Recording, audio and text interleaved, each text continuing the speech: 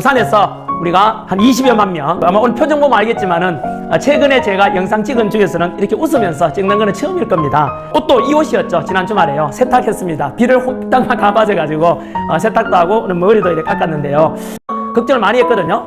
겨울비가 내렸어요. 그래서 내려가면서 제가 이거 어떡하나, 사람들도 안 올 것 같고 이 구전 날씨에 걱정을 되게 많이 했거든요. 그리고 또 춥잖아요. 그런데도 불구하고 가서 진짜 놀랐습니다. 여러분, 너무 놀랐는데 첫 번째 제가 지각할 뻔했어요. 왜냐하면 거리는 이제 차로서 충분히 한 30-40분 앞두고 강연하기 전에 한 1km 정도까지 왔는데 그때부터 차가 안 움직여요. 그래서 도저히 제가 안 돼 뛰었거든요. 거기서부터 오니까 그라운드 CC가 강연 끝부분에 제가 이제 막 사람 밀치고 올라가서 겨우겨우 갔는데 그때 지하철역에도 사람이 꽉 차서 막 해지고 나가지 못할 정도였는데 무대에 와보니까 장난 아니었습니다.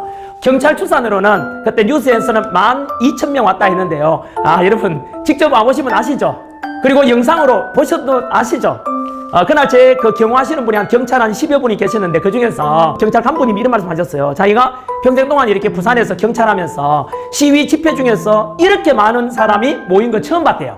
그리고 부산역에 그 광장뿐만 아니고요. 그 옆에 보이지 않는 곳까지, 그리고 맞은편에 차이나타운까지, 그리고 지하철역에도 꽉 찼고 부산역은 너무 사람이 많아서 무정차 통과했어요. 그래서 그분께서 말씀하시기를 최소한 20만 명은 넘을 것 같다라고 말씀하셨어요. 그리고 그 현장에서 한 20여 명 정도 있었고 매일신문하고 실시간으로 듣는 분들이 매일신문만 해도 13만 명, 그리고 그 외의 채널에서도 수만 명이 들었거든요. 그리고 꽃보다 재난길에서도 현재 오늘 130만이 넘었더라고요. 조회수가요. 실제로는 최소한 300만 가까이가 이제 이 부산 집회 현장을 지켜보고 있었다 이렇게 생각하면 돼요. 그날 제가 놀랐던 것은 첫 번째 인원이 너무 많았고요. 두 번째는 비 오는 가운데서도 3시간 동안 자리를 안 뜨고 너무 감동이었습니다. 애국가 부를 때도 저도 눈물이 났었고요. 그리고 코리아나 손에 손잡고 부를 때도 제가 영상을 봤는데 그거는 너무 감동했는데 정말로 위대했습니다. 역시 대한민국을 사랑하는 분이 이렇게 많구나. 제가 후기 보고 알았거든요. 전라도에서 오신 분도 계시고 제주도에서 비행기 타고 오신 분도 계시고 전국 방방곳곳에서 모였어요. 그래서 아마도 똑같은 마음이겠죠? 예, 아마 그날 그 서울 광화문에서도 엄청 많이 왔다던데 역시 대한민국 이대로 가면 무너진다. 큰일 났다. 까딱정문하다 그러면 우리가 쌓아올린 모든 것이 다 헛사가 된다. 이런 위기감 속에서 대한민국 살리자. 이런 모인 것 같아요. 정말로 저는 진짜 존경스러워. 이 감동은 이름 말할 수 없었습니다. 그날 이번 주에 있을 우리 동대구역에서 보이잖아요. 역시 부산에 오신 분 또 오세요. 알겠죠? 우리 아직 끝나지 않았습니다. 지금도 우리가 혁명 중에 있습니다. 그 혁명이 뭔데요? 바로 대한민국을 살리자는 평화 시위, 직접 민주주의를 실천하는 대구에서 집회 끝나고 나면 쐐기를 팔 것 같아요. 어쨌든 한 번 더 부산 집회 오신 분들 감사드리고 저도 너무나 감격했습니다. 여러분 최고입니다. 여러분이 진정으로 깨어있는 시민이고 깨어있는 대한민국 국민이고 진짜로 주권을 행사하는 주인입니다. 여러분들이 최고입니다. 그 다음에는 바로 그 부산 집회가 끝나고 3일 동안에 3가지 변화가 나타납니다. 3일 만에. 뭔데요? 첫 번째가 어제 오늘 이렇게 여론조사가 다 또 발표가 났어요. 이제 설 연휴가 끝났으니까. 거기에서 여론조사 기간에 다 똑같이 나온 게 뭐죠? 바로 대통령 지지율 50% 확실히 넘었어요. 확실히. 그래서 제가 60% 간다 그랬지 않습니까?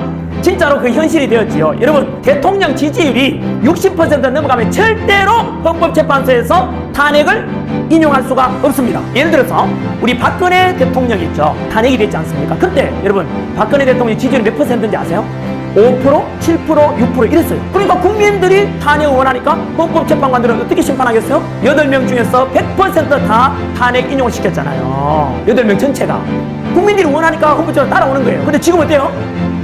이야, 갇혀있는 우리 윤석열 대통령 지지율이 50%를 넘었잖아요. 60% 가면은 100% 직무복귀입니다. 왜냐하면 헌법재판소도 이제 국민을 바라봐야 되잖아요. 왜냐하면 민주주의잖아요. 민주주의 주인은 누구예요? 국민이잖아요. 국민이 원하는데 감히 헌법재판소가 뭔데요?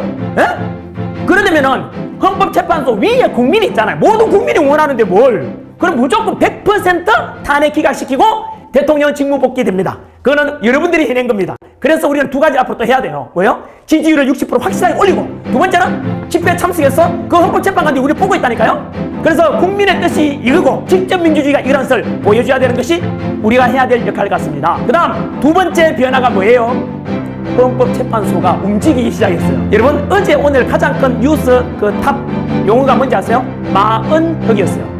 우리 아시다시피 마흔역 현재 헌법재판소의 재판관이 8명이잖아요. 그중에 1명이 없잖아요. 그래서 야당에서 주도해가지고 국회의장이 빨리 임명해다오 했는데 어제죠. 2월 3일 월요일날 헌법재판소에서 이 사람을 임명할까 말까인데 마흔이 어떤 사람이에요? 사회주의 혁명 조직인 인민노련의 핵심 멤버이자 역시 또 그 악명 높은 우리법 연구회 출신 아닙니까? 그 사람은 임명하겠다 했는데 어떻게 됐죠?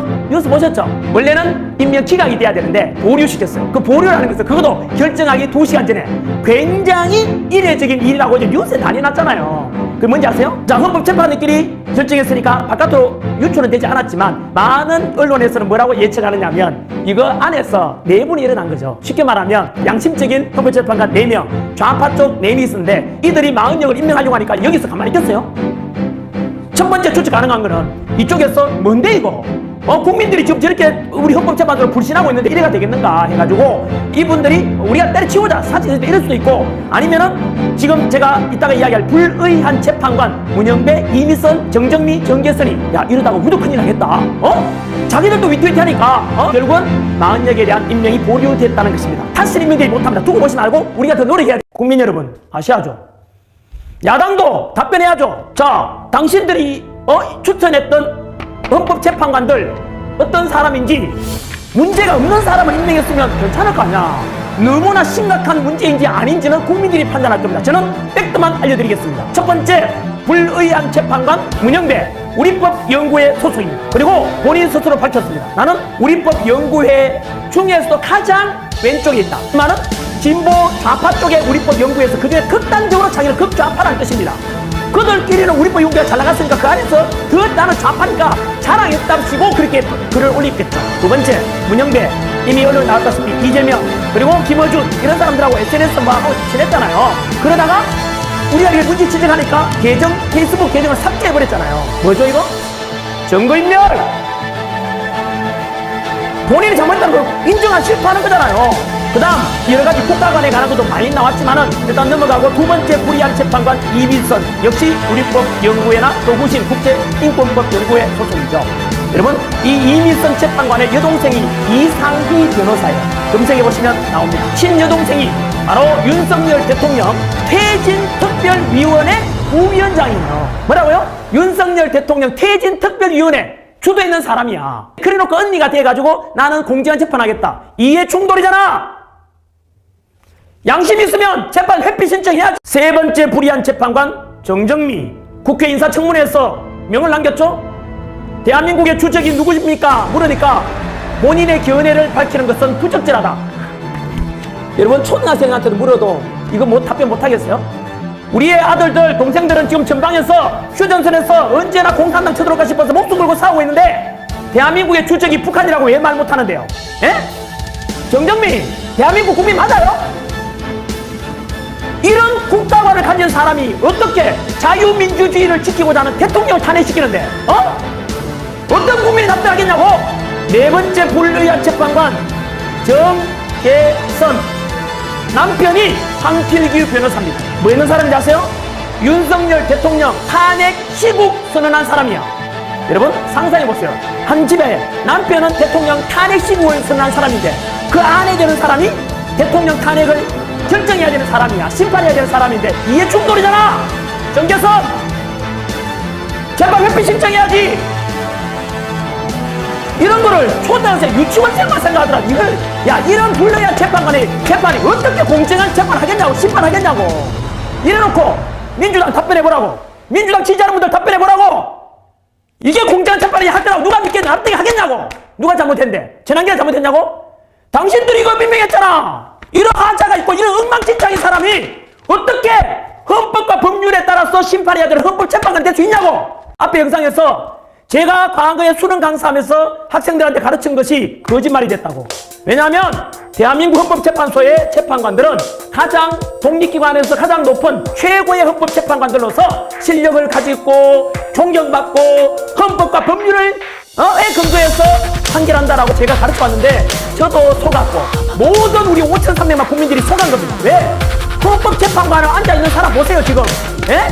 문영배, 이미선, 정정미, 정계선 이 보라고 이거. 이런 재판관이 어떻게 공정한 심판하겠냐고. 한 번 더 말씀드립니다.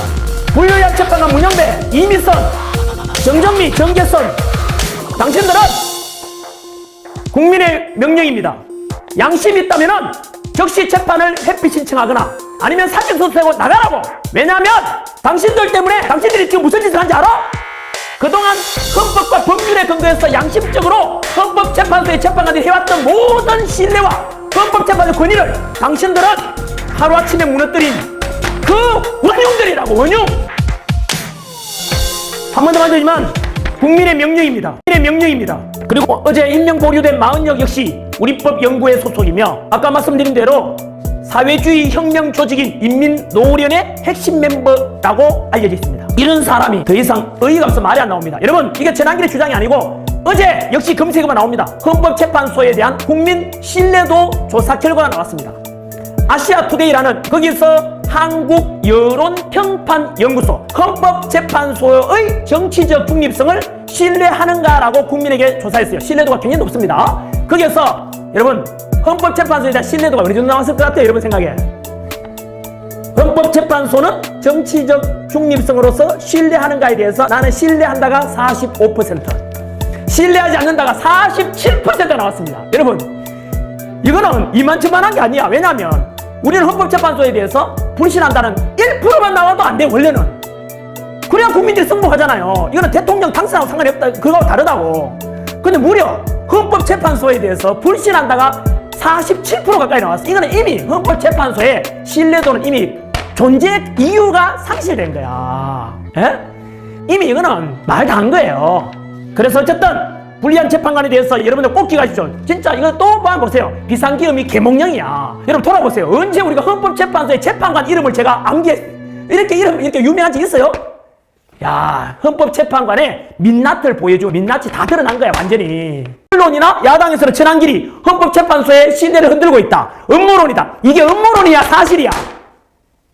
국민 여러분, 2030 세대 여러분, 이게 음모론이에요, 팩트예요? 판단은 여러분이 해주십시오. 그러나 여러분, 우리 아직은 샴페인을 터뜨릴 때가 아닙니다. 왜냐하면 여전히 대한민국 윤석열 대통령께서는 포갑적인 거대 야당의 불의한 공격으로 억울하게 지금 구치소에 갇혀 계시고, 헌법재판소는 금방 말씀드린 대로 여전히 우리 눈치를 보면서 불의한 재판관 문영배, 이미선, 정정미, 정계선 이런 헌법재판관들이 여전히 재판 회피 신청하지 않고 우리 눈치를 보고 있지 않습니까? 그래서 우리 대구에서 집회가 더욱더 중요해진 것입니다. 여러분, 이 싸움은 보수와 진보 싸움이 아닙니다. 대한민국을 붕괴되느냐, 이 대한민국 자유민주주의를 지키느냐의 전쟁입니다. 과거 독재로 회귀하느냐, 아니면 2030 세대들이 살아갈 여러분들이 이제 주인공이잖아. 선진 21세기 첨단 디지털 시대에 맞는 민주주의, 바로 표현의 자유가 있고 그리고 언론의 자유가 있고 그런 이런 자유함이 있는 대한민국을 다시 만들어낼지 지금 기로에 서 있는 것이죠. 아무튼 저는 이번 비상계엄이 모든 국민들이 이것처럼 바로 공수처의 이상한 짓, 서부지법의 이상한 영장 발부, 그리고 중앙선관위의 수많은 의혹들, 헌법재판소까지 다 적나라하게 드러나면서 진짜 국민들이 특히 2030 세대들을 먼저 깨달은 거죠. 여하튼 저는 2030 세대들 믿습니다.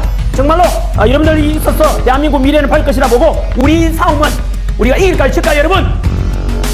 저는 윤석열 대통령 직무 복귀도 100% 된다고 말씀드렸었고, 그리고 이 싸움은 우리가 반드시 이겨야 됩니다. 이유는 이런 말이 있죠. 어둠은 빛을 이길 수가 없고 거짓은 진실을 이길 수가 없습니다. 기존의 언론이 편파방송하고 있고 이 꼼수꼼수 했지만 우리는 제가 지금 얻을 게 뭐 있는데요. 나는 손해보니까 진실 알리잖아요. 제 제자들 2030 세대들을 위해서 우리는 진실로서 싸우기 때문에 반드시 이겨야 되는 것입니다, 여러분. 청년들이 주도하니까 민주당 뭔지 아세요? 최고위에서 전한길 보고 이것을 강연하는 걸 보고 전한길은 극우, 광기 이렇게 또요 이제 프레임 씌웁니다. 여러분, 앞에도 제가 연설에서도 말씀드린 대로 전한길이 극우라면 지극히 상식적인 역사관과 지극히 공정을 중시하는 이런 전한길 보고 극우를 한다면 대한민국 50% 이상이 다 극우라는 뜻이고, 그들은 맨날 그래요. 왜냐하면 탄핵 찬성 집회는 좀 사람 적잖아요. 너무 적어요. 10분의 1도 안 돼. 반대하는 집회는 10배, 50배밖에 많잖아요. 그러니까 이제 궁지에 몰린 민주당에서는 어떡하지? 탄핵 반대하는 사람을 전부 다 극우로 몰아. 손바닥으로 그 큰 하늘을 가릴 수는 없잖아요. 거기에 동조해주는 언론들 똑바로 보도하라고요. 그러니까 언론들이 자꾸 국민의 신뢰 잃어가잖아요. 지금 이것처럼 이제는 2030 세대들은 뉴미디어, SNS나 유튜브라는 통해서 진실을 알아버리잖아요. 그러니까 전환기를 거구다. 여러분, 그러면은 한 번 더 말해, 전환기를 거구라고 앞으로 말하는 사람은 그 사람은 극좌빨입니다. 너무나 극단적 좌빨에 가 있으니까 우리를 거구로 보는 거야. 국민은 50% 이상이 다 거구라. 좋아요. 그러면은 거구라고 해서 태극기 들고 성조기 들고 시위에 참여하는 분들은 거구라 치면 전환기는 그만큼 거구만큼 애국자가 못 돼요. 왜? 우리 앞에서 TV에서 얼굴 집회하네 라는 사람들보다 태극기 들고 성조기 들고 시위에 참여하는 사람이 훨씬 더 대한민국을 사랑하는 마음에서 나오는 거잖아요. 그들은 진짜 애국자고 전환기는 상식파니까 그만큼은 못 돼서 미안. 그리고 나서 오늘 뭔 짓을 했는지 아세요? 전환기를 보고 수사 받으라라고 민주당에서 이야기했어요. 뭐 수사 이 말도 이시 고발하는 거 똑같네요? 경찰에다 요청하는 거잖아요. 수사 받으라고 압력 넣는 거잖아. 민주당 잘 들으라고. 지난번에는 선관위를 비판하고 선관위에 의혹이 있다는 이야기하니까 민주당이 저를 고발했어, 전환기를. 이번에는 헌법재판소의 불의한 재판관들에 대해서 국민들한테 알리니까 민주당에서 저를 또 수사받으라고 압력 넣었어. 야, 그럼 또 민주당이 답변할 차례죠? 헌법재판소와 민주당은 무슨 관계, 무슨 한 통속이에요? 헌법재판소는 민주당이 독립기관이라고 했는데 한 방에 또 시대를 이렇게 때리네요? 정말로 참. 지난번에는 카카오톡 금리라고 여론조사 기관 자기한테 지지율 낮게 나오니까 여론조사 협박해버리고 광고주 불러가지고 너가 여기에 국민들을 개돼지로 하나. 이게 민주주의입니까? 자기 마음에 안 든다고 카카오톡 금리라고, 자기 마음에 안 든다고 고발하고, 자기 마음에 안 든다고 유튜브들 고발하고. 이게 민주주의예요? 우리 7, 80년대 민주화운동 해오신 분들 답변해 보십시오. 우리가 독재에 맞서 민주화운동인데 이게 지금 민주당 하는 짓거리가 이게 지금 민주화입니까? 이게? 입털막 국민들한테 표현의 자를 막는 게 이게 민주화예요? 답변해 보시라고요. 더불어민주당이 아니라 더불어고발당 이름 바꾸세요. 더불어 독재당이잖아. 그 다음으로는 이번에 아까 말씀드린 대로 부산 집회가 역사를 바꾸는 하나의 획을 그었다면 이번 주에 있을 대구 동대구역에서 모이지요. 그 대구 집회는 아마 광주 집회와 함께 쇠기를 박는, 무너지려는 대한민국을 살리고 무너지는 대한민국을 다시 또 민주주의를 살려내는 쇠기를 박는 그런 집회가 될 겁니다. 제 예상컨대 100만 명 이상이 모일 겁니다.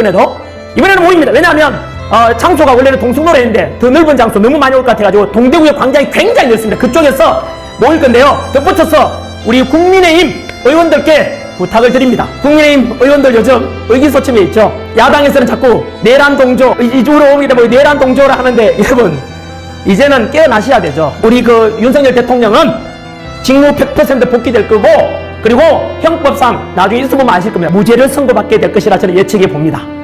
그래서 우리 국민의힘 의원들께서도 대구 집회, 광주 집회 이제 오십시오. 왜냐하면은 생각해 보세요. 국회의원 여러분 배치 단계 누구 덕분인데요? 국민들이 여당으로서 대통령 우리가 뽑아놨으니까 잘 도와가지고 국정을 잘 운영하라고 뽑은 거 아니에요? 근데 지금 와서 나 몰라 하면 안 되지요. 사람이 좀 덜 똑똑하고 덜 좀 알아도 사람이 인간미가 있고 그래도 양심이 있어야 되는 게 사람의 도리 아닙니까? 그리고 요즘 한참 언론에서 야당에서 계속해서 조기 대선 하면은 이재명 몇 프로 뭐 누굽니까 무슨 누구 오세훈 몇 프로 여론조사 막 나오잖아요. 그거 여러분 언론에서 탄핵을 전제하에 부추기는 거예요. 가스라이팅 시키는 거예요. 저는 단호히 말씀드립니다. 조기 대선 없습니다. 조기 대선 없습니다. 이거는 부모님이 멀쩡하게 살아있는데 제사 상 차리는 그런 호로 자식하고 똑같은 거죠. 분명히 우리 윤석열 대통령이 복귀하는데 벌써부터 뭐 조기 대선 후보 어쩌고저쩌고? 이거는 한 번 더 말씀드립니다. 부모님이 멀쩡하게 살아있는데 제사 상 차리는 자식 새끼하고 똑같은 거죠. 조기 대선 없습니다. 만약에 이번에도 대구 집회, 광주 집회 있는 그대로 안 보여주고 만약에 축소 왜곡 보도하자면 다음 제가 이 영상에서 어느 방송인지 정확하게 역시 국민들께 알리겠습니다. 그것 또한 저의 역할입니다. 2030 세대들에게 더 이상 기성언론에 속지 말라고 저는 있는 그대로 알려드릴 것입니다. 우리 대구 집회 안내드리겠습니다. 첫 번째, 지난주에 부산 집회 오셨던 분들 다시 오십시오. 아직 우리 혁명, 민주화, 평화, 시위 아직 이루어진 게 아닙니다. 확실히 쇠기를 박아야 되기 때문에 우리가 했던 것 헛되지 않도록 또 부산 집회 오셨던 분들 대구로 오십시오. 두 번째, 그날 영상 댓글에 보셨죠? 야, 그때 같이 못 가서 너무 아쉽다. 그 참석했던 분들의 감동, 그 후기가 제 영상에도 10만 개 가까이 되대요. 참석 못해준 분들 더 이상 후회하지 마시고, 왜냐하면 사람이 살면서 되게 중요한 게 있고 덜 중요한 게 있지 않습니까? 먼 훗날 지나서 야 그때 대한민국을 다시 살리는 그 역사적인 현장에 내가 있었다는 것 그 자체가 여러분들은 먼 훗날 뿌듯한 바로 내가 그때 주인공이었다라고 우리 자식 세대들한테 이야기해 줄 수 있는 그런 주인공이 돼야 되고, 만약에 참석 못한다면은 두고 그때 갈 거리라고 후회하시게 될 겁니다. 자, 한 번 더 2025년 다가오는 이번 주말입니다. 2월 8일 동대구역입니다. 아까 말씀드린 대로 동성로 시내는 너무 좁아가지고 사람이 너무 많이 올 것 같아가지고 동대구역 광장에 모이도록 하고요. 그 다음 광주에서는 제가 일주일 뒤에 또 구체적인 장소 또 알려드리도록 그렇게 하겠습니다. 다음에 동대구도 고 광주 다 오셔야 됩니다. 알겠죠? 광주에 특히 전라도 여러분들 민주화운동에 우리 그 장소가 광주 아닙니까? 그곳에서 또 보도록 하고요. 청년 여러분, 도산 안창호 선생님 말입니다. 청년이 죽으면 민족이 죽는다. 청년이 살아있잖아. 2030. 그래서 대한민국 이번에 살아있다는 걸 저는 확신하고요. 행동하지 않는 양심은 악의 편이다. DJ 말씀이죠. 슬픔도 노여움도 없이 살아가는 자는 대한민국을 사랑하고 있지 않다. 네크라소프, 바로 러시아 시인의 이야기입니다. 그리고 마지막으로 플라톤 이야기죠. 정치를 외면한 가장 큰 대가는 가장 저질스러운 인간에게 지배를 받는다. 여러분, 이번에 비상경과 탄핵정부 속에서 정치가 얼마나 중요한지, 정치가 무너지면 경제도 무너지고 사회 갈등이 심해진다는 것도 직접 똑똑히 경험했지 않습니까? 우리 40, 50 세대, 60 세대들, 70 세대들은 이 청년들을 위해서 우리 자식 세대가 보다 살기 좋은 민주화된 나라에서 살아갈 수 있도록 한 번 더 우리가 또 밀어줘야 되지 않겠습니까? 여러분, 한 번 더 2025년 동대구역에서 이번 주말에 그리고 광주에서 보도록 그렇게 하겠습니다. 전부 다 평화축제 현장 한번 만들어 보시죠. 감사합니다. 파이팅!